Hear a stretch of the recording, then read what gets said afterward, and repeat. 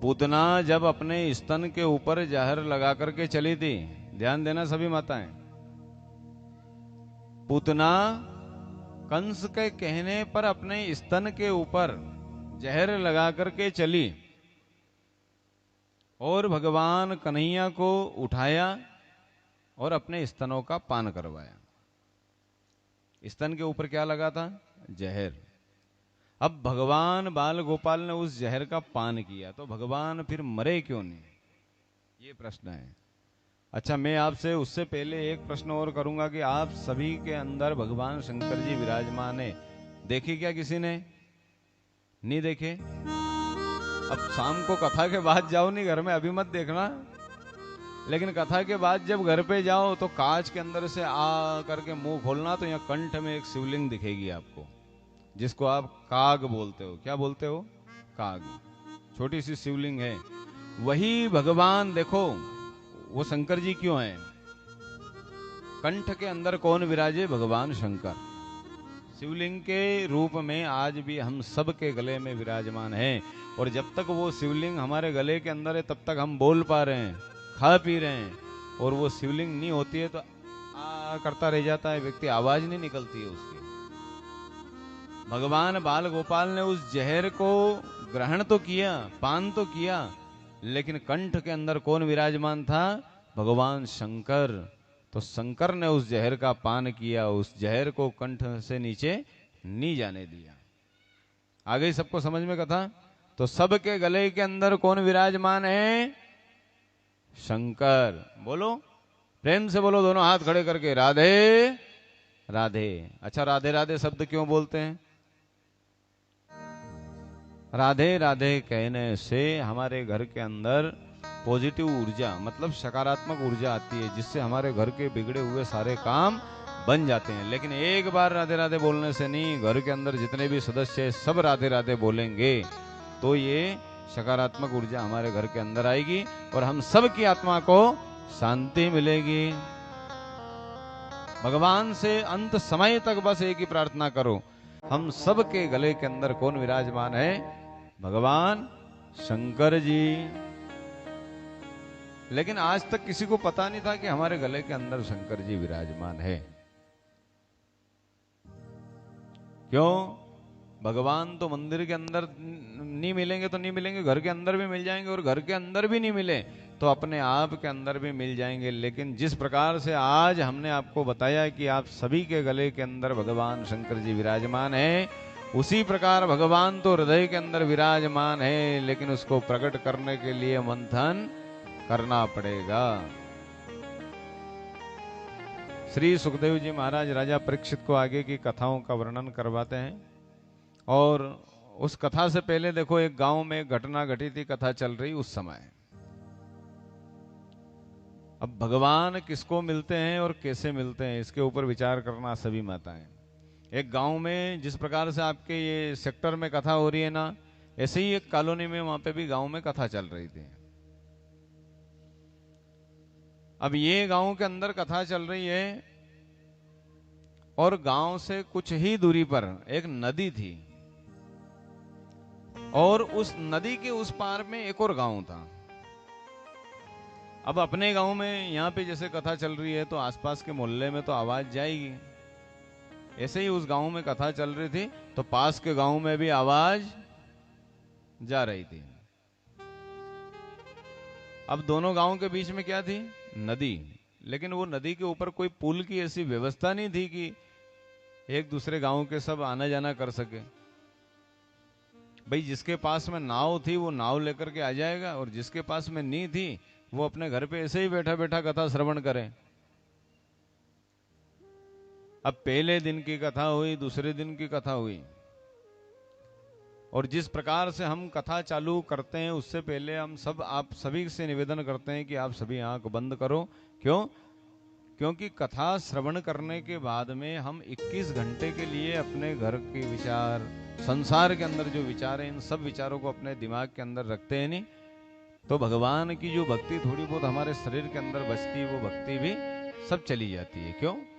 क्योंकि 3 घंटे यहाँ बैठे हो तब तक ही आप ताली बजा सकते हो, और यहाँ पे तो लिखा है कथा श्रवण करने का अधिकार किसको है?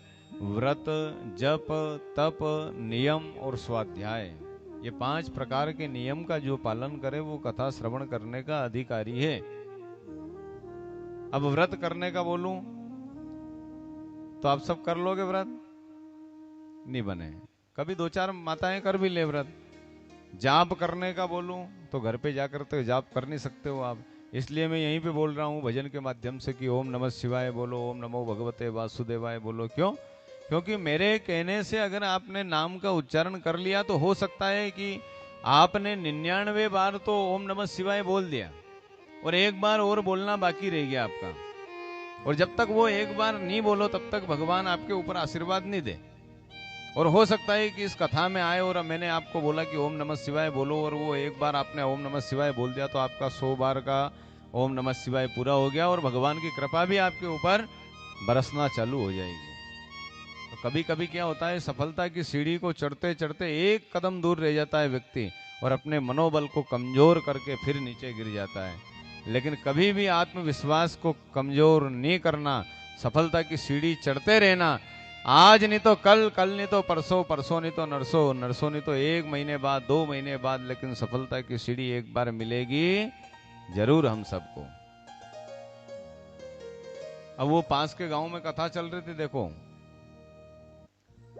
तो हम प्रातःकालीन आपको बोलते हैं नहीं कि मुखम पवित्रम यदि राम नामम।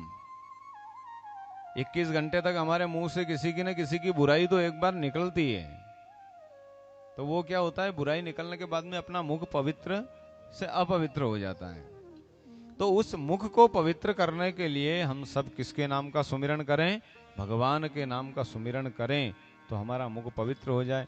तो ऐसे भी वहां गुरुजी जो गांव में कथा कर रहे थे नहीं, वो भी सब माताएं सामने बैठी है और जोर जोर से बोले, बोलो सभी, राम नाम बोलो हो जाओ भव पार, राम नाम बोलो हो जाओ भव पार। अब गुरुजी नित्य प्रतिदिन आकर के बैठे ने कथा चालू करे ने, उससे पहले सभी को बोले, सभी माताएं जोर जोर से तालियों को सहयोग करो और बोलो, क्या बोलना है?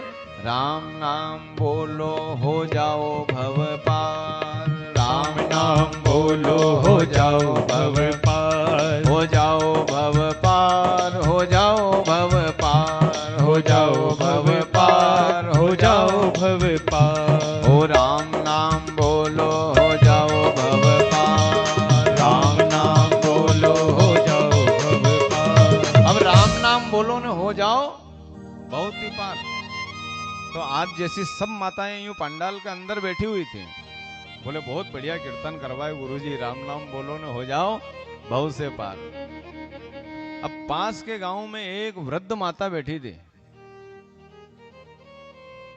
वो विचार करें कि आज कथा चलते चलते 3 दिन हो गए पास के गांव में, और समय ठीक 12 बजे गुरुजी जब मंच पे आकर के बैठे तो डेली कीर्तन करे, राम नाम बोलो हो जाओ भव पार, बोलो राम नाम बोलो हो जाओ भव पार। तो माताजी विचार करें, देखो कि दोनों गांव के बीच में नदी है। अब नदी के ऊपर पुलिया की तो कोई व्यवस्था है नहीं, मेरे पास तो नाव की भी कोई व्यवस्था नहीं है जो मैं इस पार से उस पार चली जाऊं और कथा श्रवण करूं। फिर माताजी विचार करे कि देखो गुरुजी को 3 दिन हो गए कथा चालू करते करते, एक ही बात बोले और एक ही भजन करवाए गुरुजी। क्या? राम नाम बोलो हो जाओ भव पार, राम नाम बोलो हो जाओ भव पार। तो माताजी बोले कि गुरुजी बोले कि राम नाम बोलो ना हो जाओ भव से पार। कहां हो जाओ? भव से पार।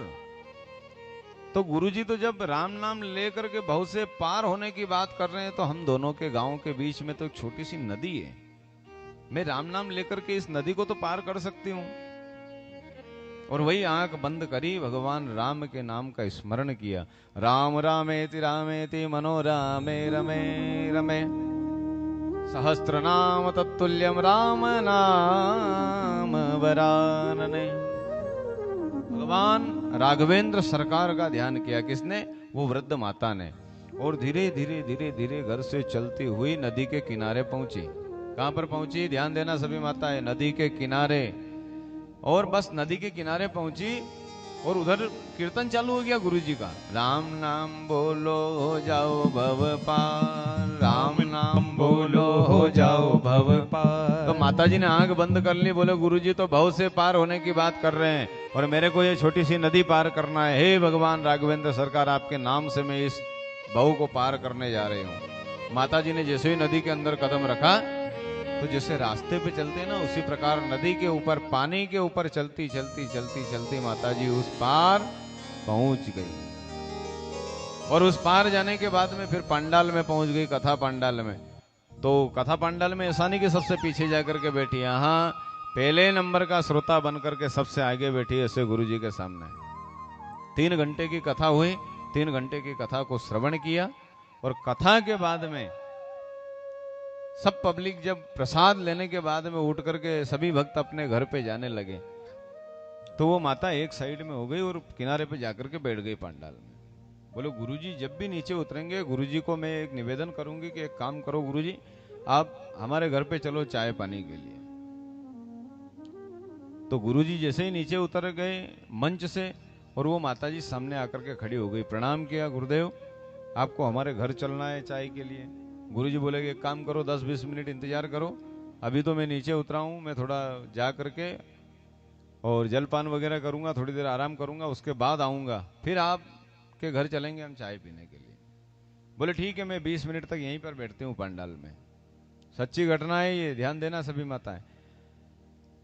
पानी पीने के बाद में 10-20 मिनट आराम करने के बाद में गुरुदेव फिर पंडाल में आए, माताजी को कहा कि माताजी चलो, कहाँ है आपका घर? बोले पास के गांव में है। बोले ठीक है चलो।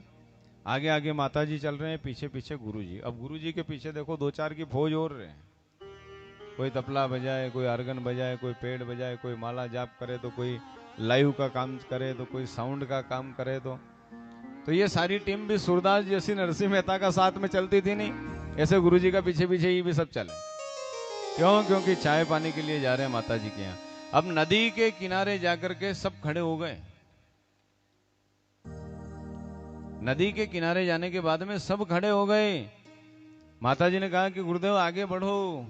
गुरुदेव बोले कि माता जी यहाँ इस गांव से उस गांव जाने के लिए क्या कोई पुलिया वगैरह का निर्माण नहीं है क्या आपके गांव में? बोले कि कोई पुलिया उलिया कुछ भी नहीं है, और जो पैसे वाले लोग हैं उनके पास में नाव की व्यवस्था है, वो नाव लेकर के आए और अपने सवारी को लेकर के चले जाएं। बोले फिर आप कैसे आए? बोले गुरुजी मैं तो अपने घर के आंगन में बैठ करके आपकी कथा को श्रवण कर रही थी और आप नित्य प्रतिदिन एक भजन गाते थे कि राम नाम बोलो हो जाओ भव पार।